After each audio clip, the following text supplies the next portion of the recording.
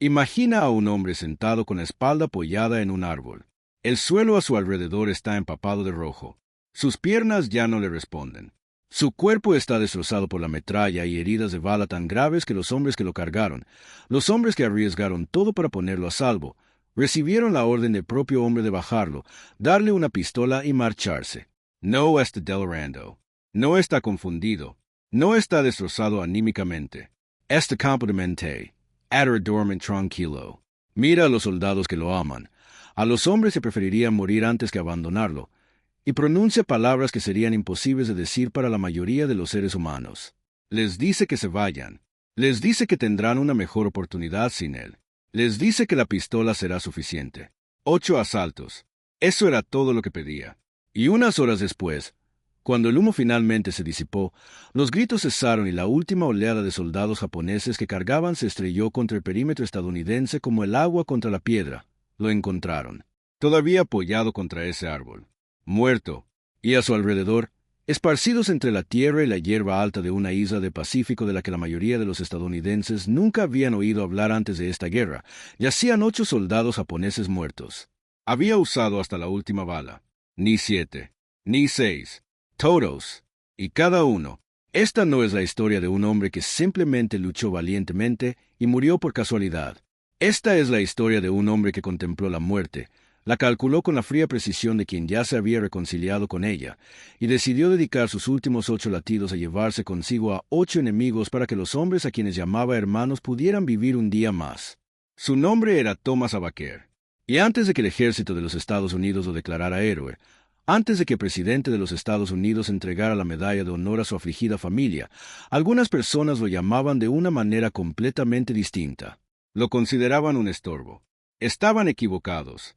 Para comprender lo que Thomas Baker hizo el 7 de julio de 1944, hay que entender que era Saipan. No solo geográficamente, no solo estratégicamente. Hay que sentir el peso de lo que esa isla representaba para ambos bandos de conflicto más destructivo que el mundo jamás había visto. Saipan es una pequeña isla del archipiélago de las Marianas, en el Pacífico Occidental. Mide aproximadamente 19 kilómetros de largo y 8 kilómetros de ancho en su punto más amplio. No posee una belleza natural particular que la haga memorable en tiempos de paz. Rocas volcánicas, selva, campos de caña de azúcar y escarpadas crestas que la atraviesan como una columna vertebral rota.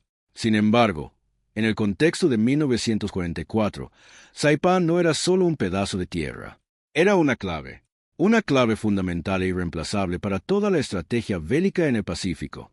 Para 1944, el ejército estadounidense había estado avanzando isla por isla en el Pacífico mediante una estrategia conocida como salto de isla en isla, evitando en lo posible las fortalezas japonesas fuertemente fortificadas y apoderándose de las islas que podían servir como aeródromos y puntos de partida para el avance final hacia Japón. El general Douglas MacArthur avanzaba desde el suroeste. El almirante Chester Nimitz lo hacía desde el Pacífico Central. Ambas campañas convergían en una realidad estratégica. Para terminar la guerra, las fuerzas estadounidenses necesitaban acercarse lo suficiente a las islas principales de Japón para desplegar todo el poderío aéreo estadounidense. Saipan, a unos 2.400 kilómetros de Tokio, estaba al alcance del nuevo Boeing B-29 Superfortress, el bombardero más grande y tecnológicamente avanzado jamás construido. Un B-29 con 10 toneladas de bombas, operando desde Saipan, podía llegar a Tokio, lanzar su carga y regresar. Ese simple hecho hacía que Saipan valiera más que su peso en sangre. Valía más de lo que nadie en Washington estaba dispuesto a reconocer públicamente. Los japoneses lo entendieron a la perfección. Lo entendieron con una claridad nacida de la desesperación. El ejército imperial japonés había estado observando el lento y persistente avance estadounidense a través del Pacífico con el creciente horror de un hombre que ve acercarse una pared de agua y sabe que ya no hay terreno elevado a que huir. Saipan no era solo una posición defensiva. Era la última barrera geográfica real entre el ejército estadounidense y el territorio japonés. Los planificadores imperiales sabían que si Saipan caía, no sería solo un revés militar. Sería un anuncio al pueblo japonés, un anuncio que el gobierno había intentado desesperadamente evitar, de que la guerra se estaba perdiendo. Así que Japón invirtió todos sus recursos en Saipan.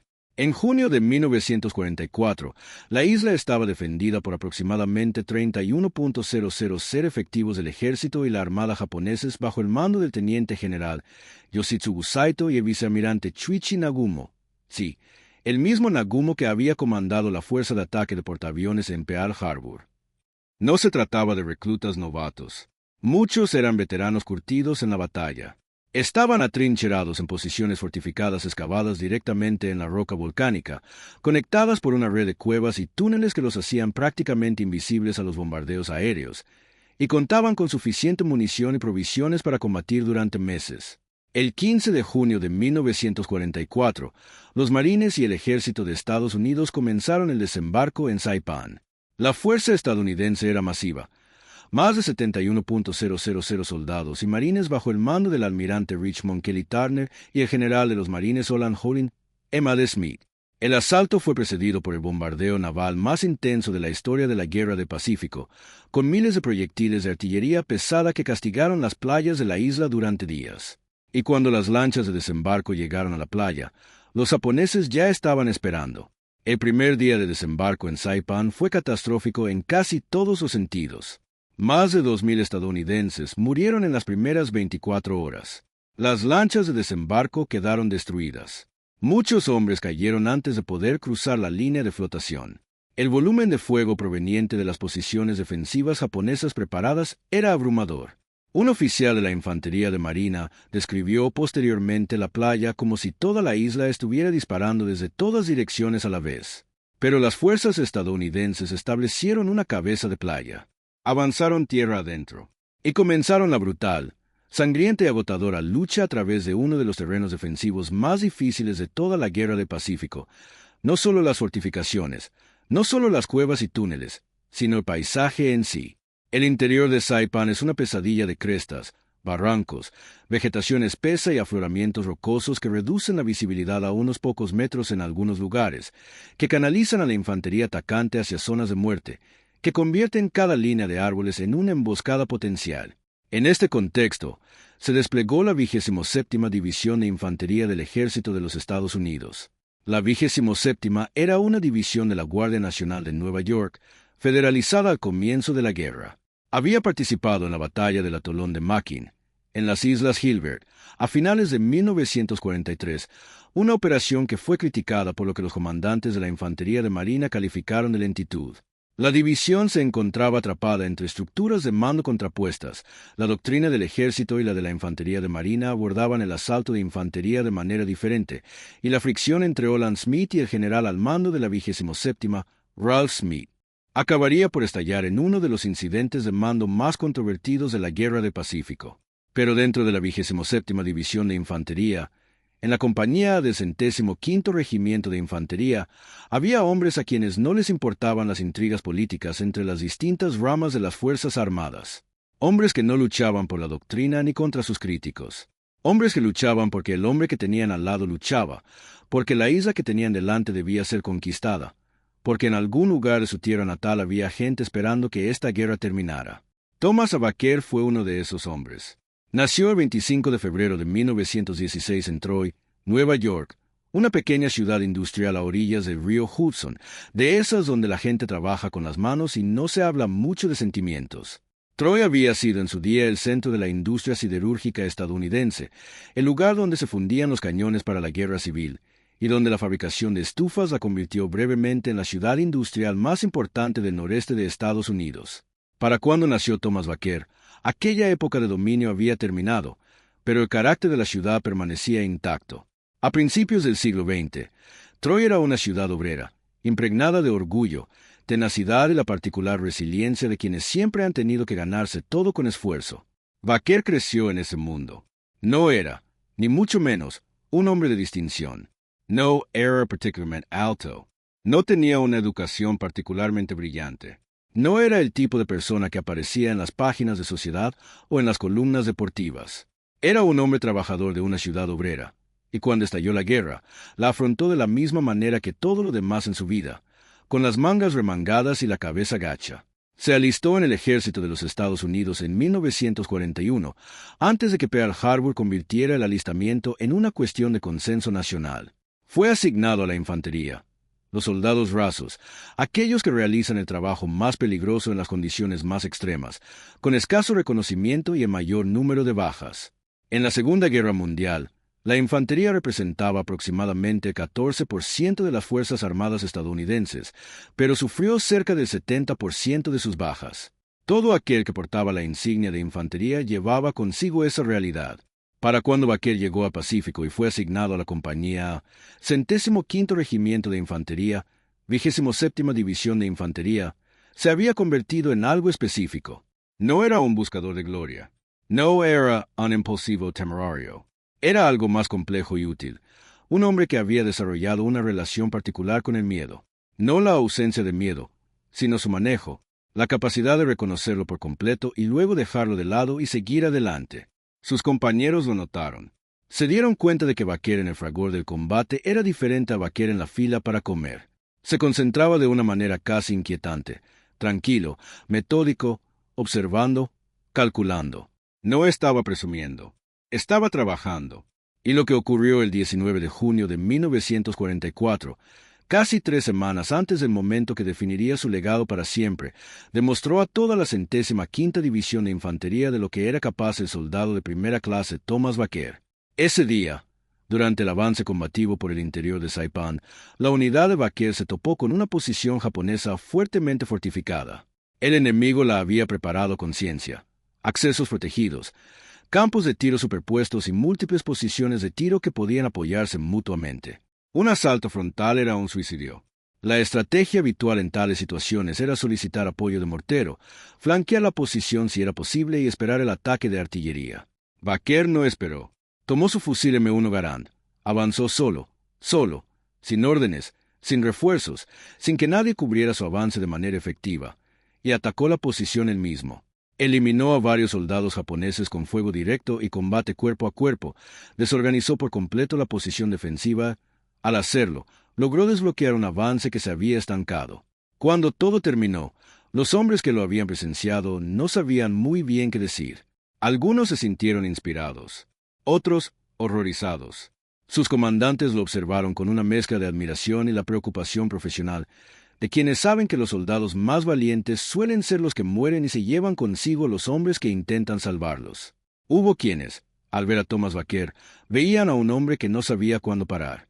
Un hombre que corría riesgos que, según las matemáticas, no deberían dar resultado. Un hombre que, en el lenguaje calculado de la eficiencia militar, representaba un riesgo potencial. No entendieron nada. Baker no era temerario. Era preciso.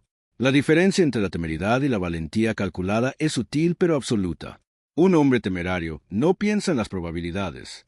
Baker simplemente decidió que las probabilidades no iban a tomar las decisiones por él. Analizó la situación el 19 de junio, calculó que alguien tenía que hacer algo, y hacerlo ya, y concluyó que ese alguien era él. Esta distinción tendría una importancia enorme el 7 de julio. Para la primera semana de julio de 1944, la batalla por Saipan había llegado a su fase final, y a la más peligrosa.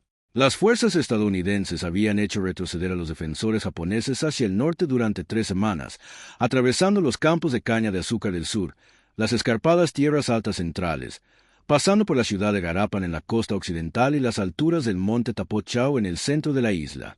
Fueron algunos de los combates más brutales de la Guerra del Pacífico, cueva por cueva, cresta por cresta, a veces metro por metro. El calor era implacable. El terreno era inhóspito. Las bajas se acumulaban en ambos bandos. A principios de julio, el comandante japonés, el teniente general Saito, se enfrentó a una realidad que ya no podía negar. Sus líneas defensivas se habían comprimido hasta el extremo norte de la isla. Había perdido la mayor parte de su armamento pesado. Las líneas de suministro desde Japón se habían cortado cuando las fuerzas navales estadounidenses devastaron la flota móvil japonesa en la batalla del Mar de Filipinas los días 19 y 20 de junio, los mismos días en que Baker luchaba en tierra, en un enfrentamiento tan desigual que los pilotos estadounidenses lo llamaron la Gran Masacre de las Marianas. Saito contaba con quizás entre 3.000 y 4.000 hombres aún capaces de luchar. Casi no tenía reservas de munición. Casi no tenía alimentos. Escribió su último mensaje a sus tropas. En él, Invocó el espíritu de Gyokusai, un término japonés que se traduce aproximadamente como joya rota, en referencia a una muerte de sacrificio honorable en lugar de una rendición. Ordenó a todo hombre que aún pudiera empuñar un arma que participara en un asalto final a gran escala contra las líneas estadounidenses. Prometió que cada hombre llevaría consigo a 7 estadounidenses. Luego, se suicidó ritualmente con su pistola y una espada corta. El vicealmirante Nagumo lo siguió, quitándose la vida en la cueva que había servido como su puesto de mando. Todo estaba preparado para lo que los historiadores registrarían más tarde como la mayor carga Banzai de toda la Guerra del Pacífico. Del lado estadounidense, el 105º Regimiento de Infantería tenía la misión de mantener una línea defensiva cerca de la ciudad de Tanapak, en la costa noroeste de Saipán. Los 2 batallones de vanguardia del regimiento, el primero y el segundo, estaban desplegados a lo largo de un perímetro de aproximadamente 1.500 yardas en una zona de terreno relativamente llano cerca de la costa, con campos de caña de azúcar al frente. Habían establecido su perímetro como lo hace la infantería. Cavaron trincheras, despejaron el campo de tiro y distribuyeron la munición. El problema era la brecha. La doctrina militar, especialmente la practicada por los comandantes de la Infantería de Marina que observaban las operaciones de la 27ª División con creciente frustración, dictaba que las posiciones de infantería en un perímetro defensivo debían brindarse apoyo mutuo, es decir, las unidades a izquierda y derecha debían estar lo suficientemente cerca para proteger los flancos. Según la mayoría de los testimonios, los batallones de vanguardia de la 105ª División estaban posicionados con los flancos insuficientemente protegidos. Existía una brecha entre las posiciones del regimiento y las unidades que debían brindarles apoyo. Era una brecha que, a la luz del día, con tiempo para maniobrar, podría no haber tenido mayor importancia. En la oscuridad del 7 de julio, frente a miles de soldados que gritaban y cargaban dispuestos a morir, era potencialmente catastrófica. Aproximadamente a las 4:45 de la mañana, el cielo sobre el norte de Saipan se convirtió en un sonido. Entre 3.000 y 4.500 soldados japoneses, las estimaciones varían según los distintos relatos históricos, pero todos sitúan la cifra en miles, irrumpieron en la oscuridad hacia las líneas estadounidenses. Atravesaron la llanura, los cañaverales y la playa. Muchos solo portaban bayonetas en sus fusiles. Algunos no tenían más que lanzas de bambú afiladas. Otros, espadas. Muchos estaban heridos de combates anteriores, vendados, cojeando, arrastrándose en algunos casos, pero avanzando con el aterrador ímpetu de quienes habían decidido que su muerte era inevitable y que la única incógnita era cuánto se llevarían consigo. Impactaron el perímetro del 105º Regimiento de Infantería como una pared de agua contra un dique. Según los supervivientes, el sonido era diferente a todo lo que habían oído en la guerra. Los gritos, los disparos, la explosión de granadas, no el ruido controlado de un combate, sino el caos absoluto de miles de personas en una violenta colisión, de líneas que se rompían, se reorganizaban y volvían a romperse la oscuridad. Los soldados disparaban hasta agotar sus municiones y luego las usaban como garrotes. Los morteristas disparaban a corta distancia.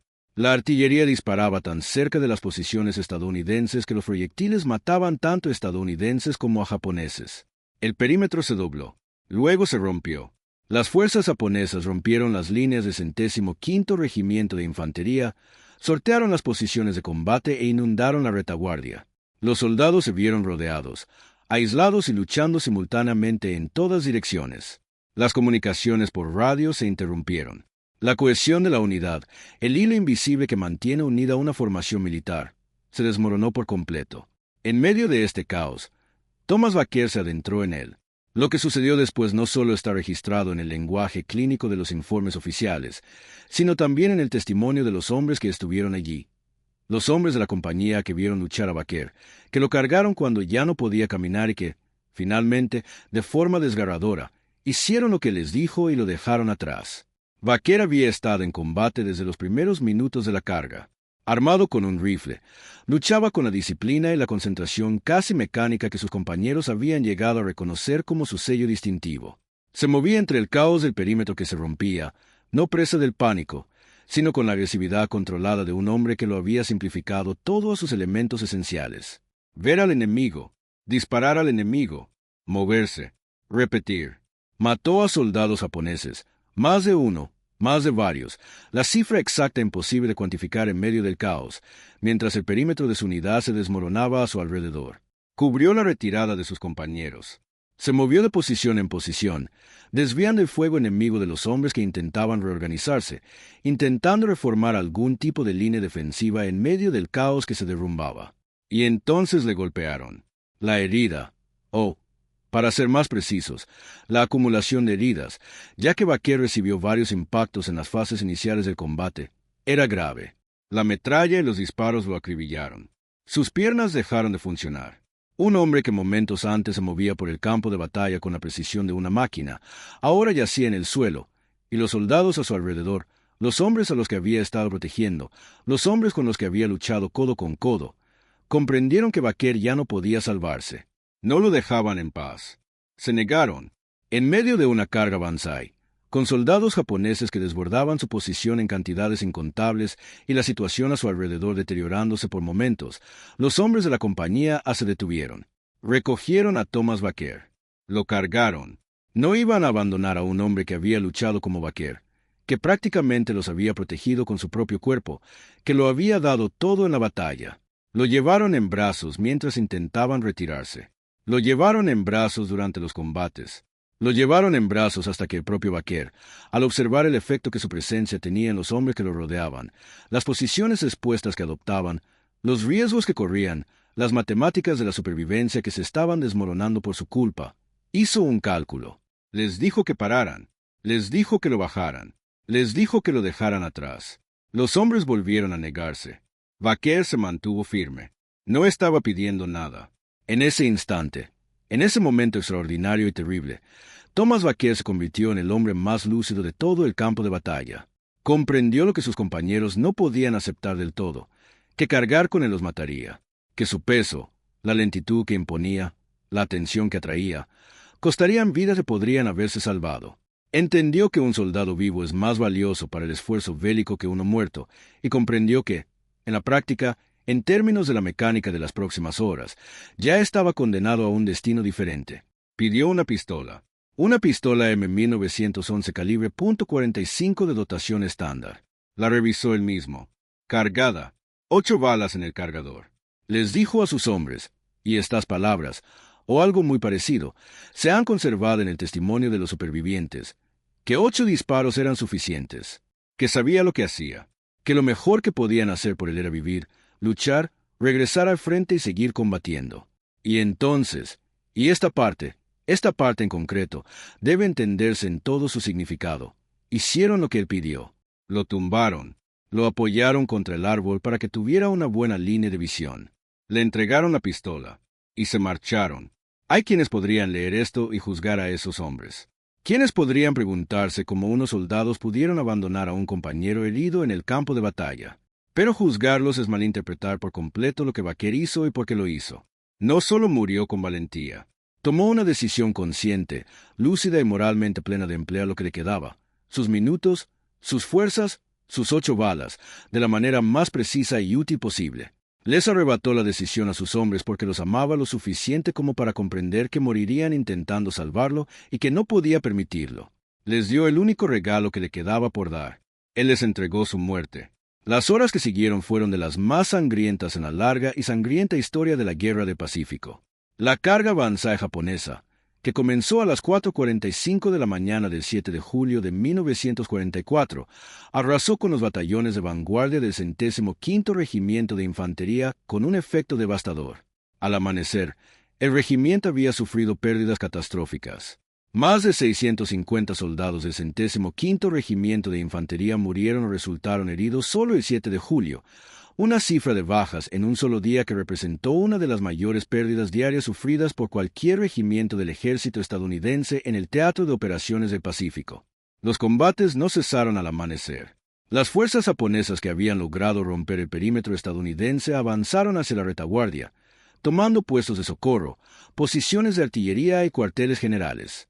Los soldados estadounidenses que dormían, que estaban heridos o que realizaban labores de apoyo a kilómetros de la línea del frente, se vieron repentinamente inmersos en un combate cuerpo a cuerpo sin previo aviso ni preparación. All Child's era total.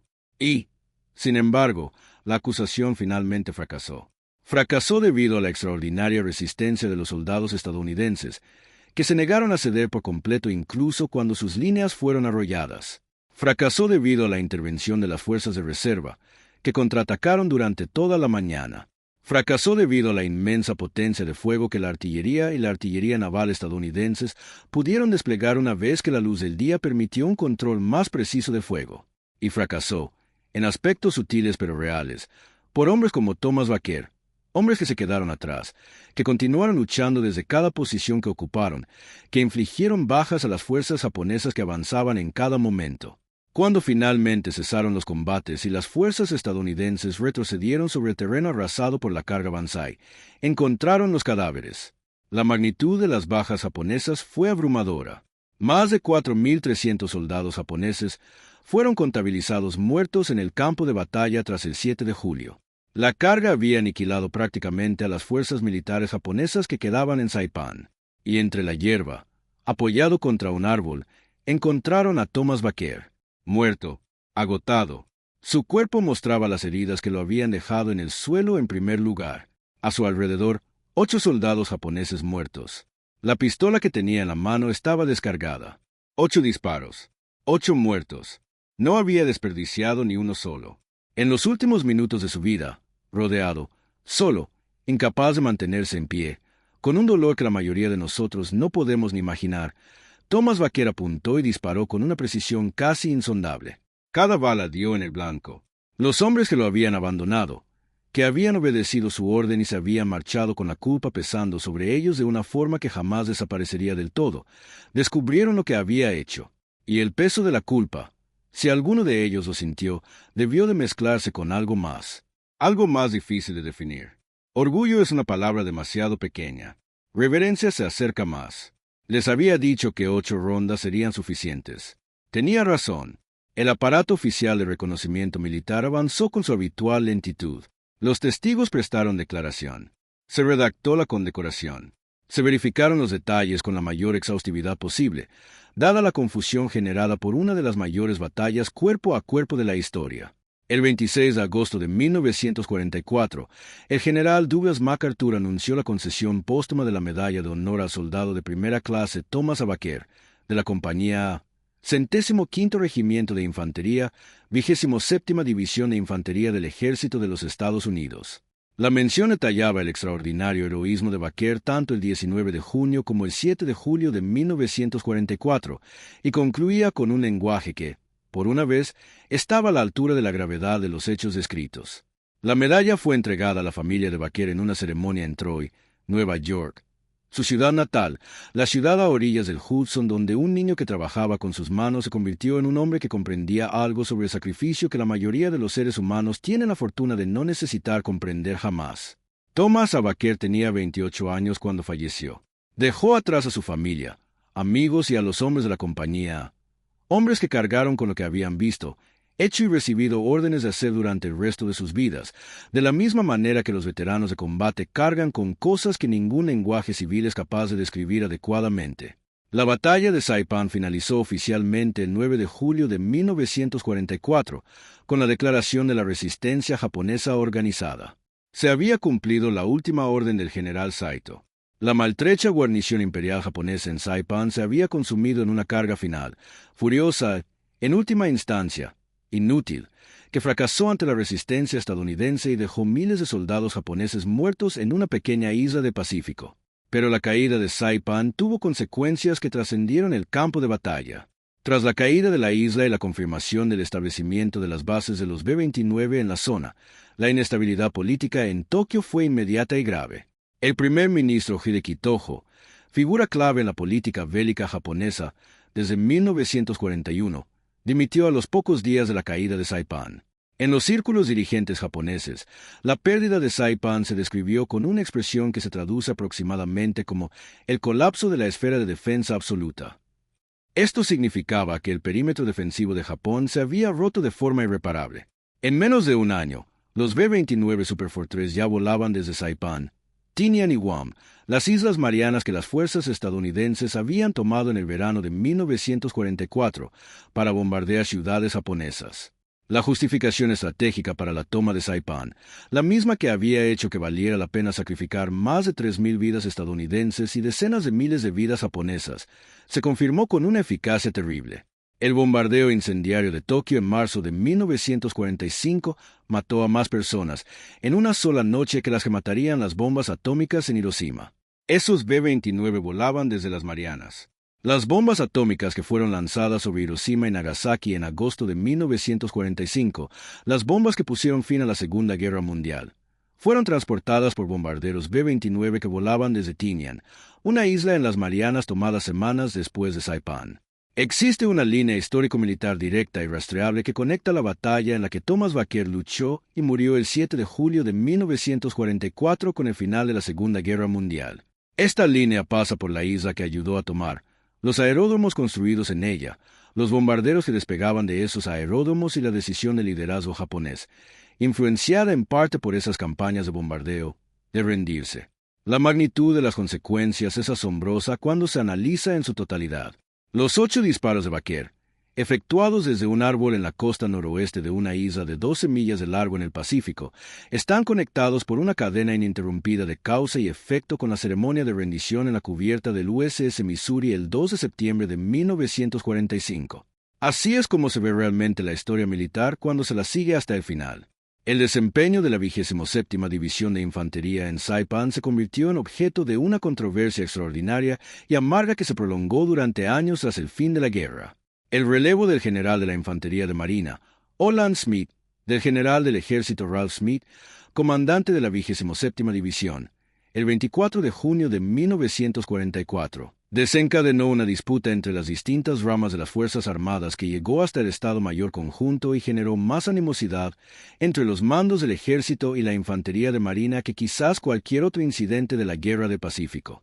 El debate sobre si la infantería del ejército era demasiado lenta, demasiado cautelosa o insuficientemente agresiva en el estilo de combate del Pacífico definió la percepción que ambas ramas tenían la una de la otra durante años. Pero mientras los generales discutían sobre doctrina y autoridad de mando, los hombres que habían combatido en Saipan sabían algo diferente. Los soldados del 105º Regimiento de Infantería, el que sufrió más de 1.000 bajas en menos de un mes de combates en una isla de 19 kilómetros, sabían que el valor no pertenece a ninguna rama del servicio, a ninguna doctrina, a la visión de ningún general sobre cómo debe combatir la infantería. El valor reside en el individuo. Vive o muere en un hombre, en un instante, en una decisión tomada en condiciones que la mayoría de quienes redactaron la doctrina jamás experimentarían personalmente. Thomas Baker tomó esa decisión. Y la naturaleza específica de esa decisión, no solo la lucha, no solo las heridas recibidas, sino el cálculo final, el apoyo contra el árbol, los 8 disparos, la negativa a desperdiciar ni uno solo, representa algo a lo que los historiadores militares y los psicólogos que estudian el comportamiento en combate han vuelto una y otra vez. Lo que Baker demostró en su último acto no fue solo valentía, fue una completa integración moral del propósito del soldado. Había interiorizado la misión, proteger a los hombres que me rodeaban, infligir el máximo daño al enemigo, tan completamente que la seguía ejecutando incluso después de que su cuerpo dejara de funcionar en cualquier sentido militar convencional. Fue, en el sentido más literal posible, un soldado hasta el último segundo de su vida. El ejército de los Estados Unidos ha honrado la memoria de Baker de forma concreta en las décadas transcurridas desde la guerra. La avenida Thomas Baker Drive en Fort Drum, Nueva York, sede de la 10ª División de Montaña del Ejército, lleva su nombre, un reconocimiento permanente a un hombre del Valle del Hudson que fue a una isla del Pacífico y se convirtió en uno de los ejemplos de combate individual más extraordinarios de la historia militar estadounidense. Su nombre figura en el monumento a los veteranos de Troy, en su ciudad natal.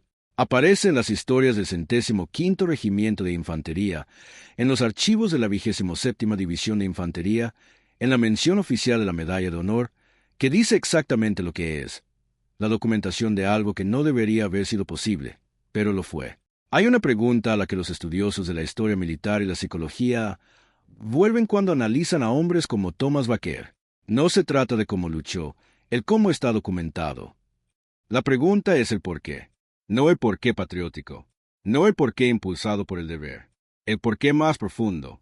¿Por qué un hombre, En el momento en que la autopreservación debería ser el único instinto disponible, lo anula de tal manera que dedica sus últimos 8 alientos a derrotar a 8 enemigos. Las mejores respuestas no se encuentran en los libros de texto de psicología. Vienen de los hombres que sirvieron con Vaquer, de los relatos que dieron en los años y décadas posteriores a la guerra, de la manera sencilla en que los veteranos hablan de por qué lucharon realmente, una vez que uno deja de lado las banderas y los discursos. Lucharon el uno por el otro. Esa es la respuesta que se repite, una y otra vez, en cada guerra, en cada escenario, en cada época de la historia militar. No por presidentes ni primeros ministros, no por geografía ni ideología, sino por los seres humanos concretos e irreemplazables que estaban a su izquierda y a su derecha.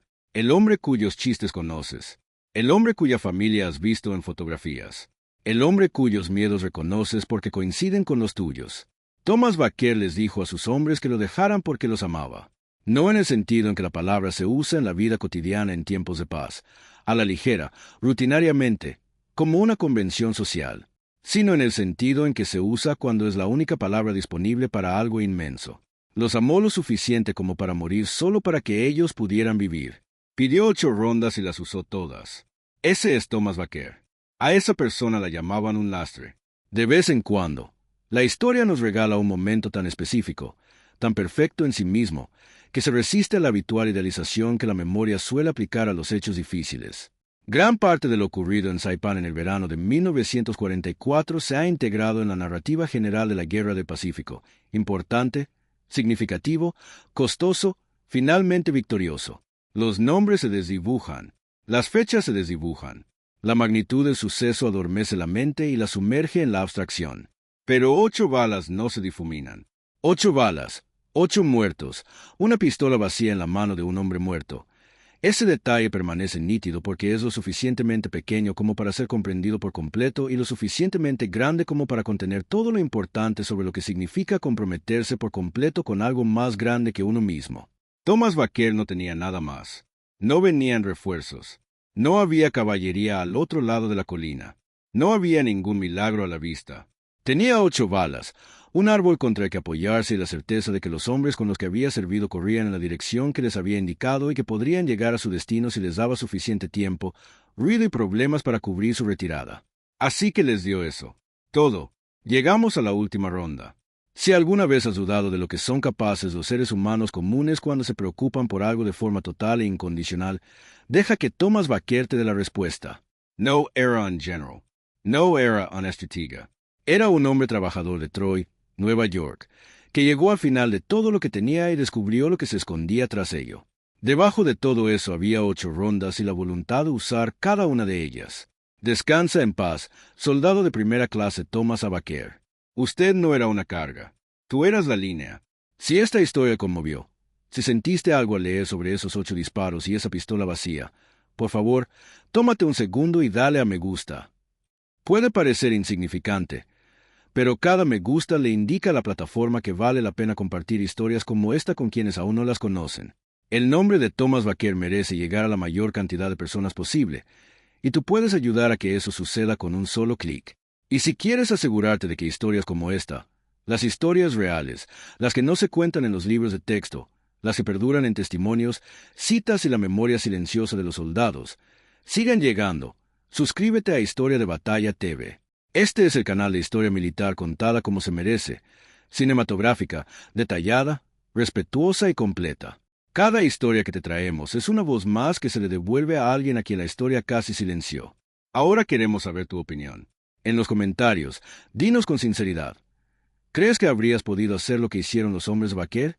¿Habrías podido cumplir la petición de un compañero herido, recogerlo y dejarlo atrás, sabiendo que era lo que quería, sabiendo que era la decisión correcta desde el punto de vista militar, y aún así cargar con ese peso el resto de tu vida? ¿O te habrías quedado? No hay respuesta incorrecta. De verdad queremos saber tu postura. Y si quieren más historias como esta, soldados que cambiaron el resultado de batallas que cambiaron el curso de la historia, hombres que hicieron cosas que las estadísticas consideraban imposibles, decisiones tomadas en segundos que repercutieron durante décadas. Quédense atentos, porque nuestro próximo video trata sobre un momento de la Segunda Guerra Mundial que incluso los historiadores militares más serios debaten hasta el día de hoy. Se trata de una decisión tomada bajo fuego que algunos calificaron de brillante y otros de suicida, y la verdad es mucho más compleja y extraordinaria que cualquiera de las dos posturas. No te lo querrás perder. Gracias, como siempre, a la comunidad de Historia de Batalla TV. Su participación, su curiosidad, su genuino interés por historias que honran la historia real. Por eso hacemos esto. Nos vemos en el próximo episodio.